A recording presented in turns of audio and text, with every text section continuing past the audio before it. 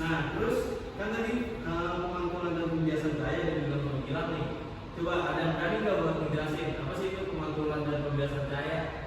Pak, Boleh, karena oke, jadi pengetahuan saja pengetahuan itu bersifat ada yang terkait sesuatu perlukaan pada kali hingga di masa. oke, apa lagi pada berani? Nah, itu kan tadi baru pemantauan. Nah, kalau pembiasan saya tuh pengertiannya apa? Ada yang mau? Boleh, boleh Imam. Ya, kebiasaan saya itu adalah peristiwa ketika saya mengalami perubahan arah saat melewati batas antara dua venue yang berbeda pada saatnya, seperti dari udara ke air atau dari kaca ke udara. Oke, good, bagus Imam. Boleh kita kasih applause lagi. Nah, jadi kemarin kan kita minggu lalu udah belajar soal pengertian dan teori-teorinya nih. Nah, sekarang kita bakal ngelakuin sebuah project, yaitu kita akan mengamati bagaimana pemantulan dan pembiasan saya itu terjadi. Gitu. Nah, terus ada yang tahu nggak project machine learning itu apa? Saya Pak, Boleh, tidak? project learning itu metode belajar yang menggunakan proyek kan Pak, membuat proyek. Betul sekali, Cika. Aplaus dulu, Cika. Nah, jadi dengan metode ini kalian bakalan belajar melalui sebuah project itu.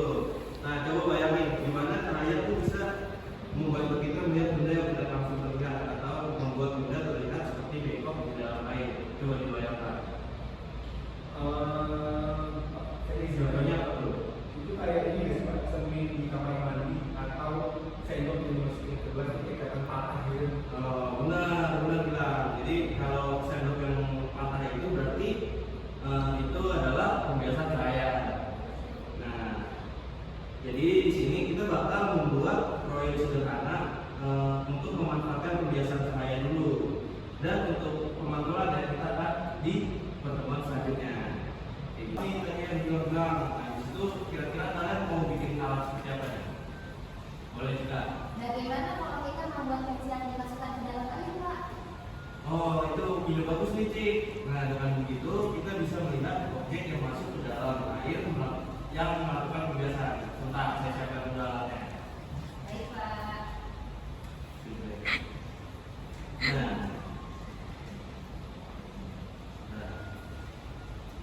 Ada apa? Kita dibagi kelompok. Boleh nih, idenya Nabra dibagi per kelompok. Jadi nanti kalian melihat bagaimana proses pembiasan saya ini, lalu kalian bisa mendiskusikannya dulu di kenapa pensil ini bisa terlihat patah. Kita mulai dari mana, Pak? Mulai dari coba kalian satu-satu boleh nih maju dulu ke depan buat melihat ini apakah benar itu bisa pembiasan cahaya pensilnya kelihatan patah. Coba boleh ke depan dulu. Saya mau maju Pak. Boleh, ayo sini.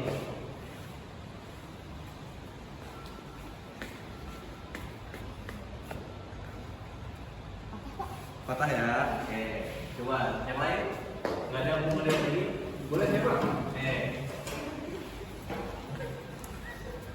Oh, dia patah, Pak. Patah ya? Iya, patah. Nah, itu dia pembiasan cahaya. Ada lagi yang masih kepo? Atau udah?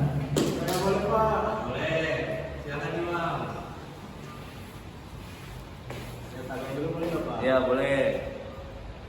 Wah, benar, Pak. Patah nih, Pak. Patah dia. Oke, berarti pembiasan cahayanya berhasil.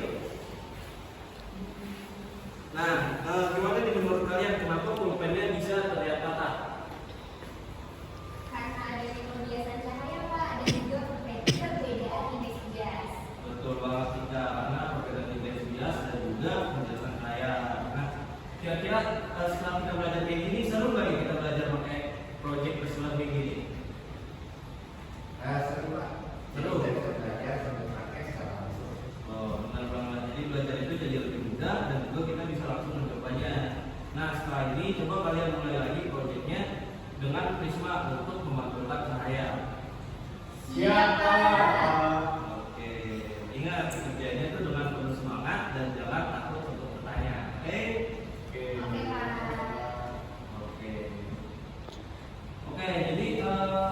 siapa nih yang mau menjawab kesimpulan kita untuk pertemuan kali ini? Saya Pak. Ya, boleh kita.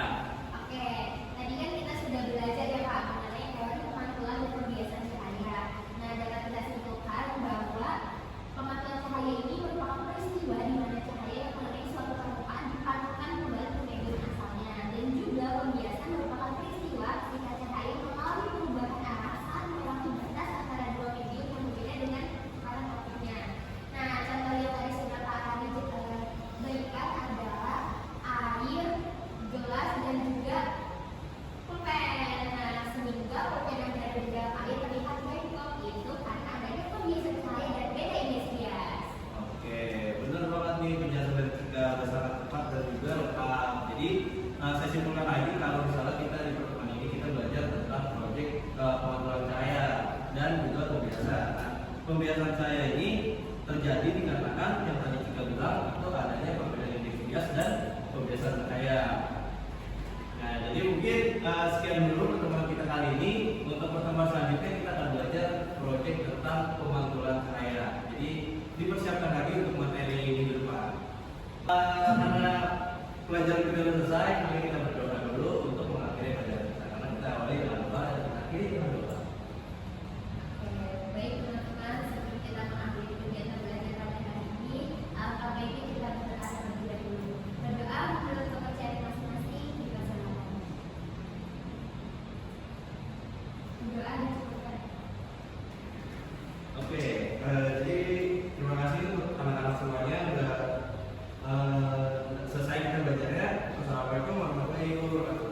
Waalaikumsalam warahmatullahi wabarakatuh. Terima kasih Pak.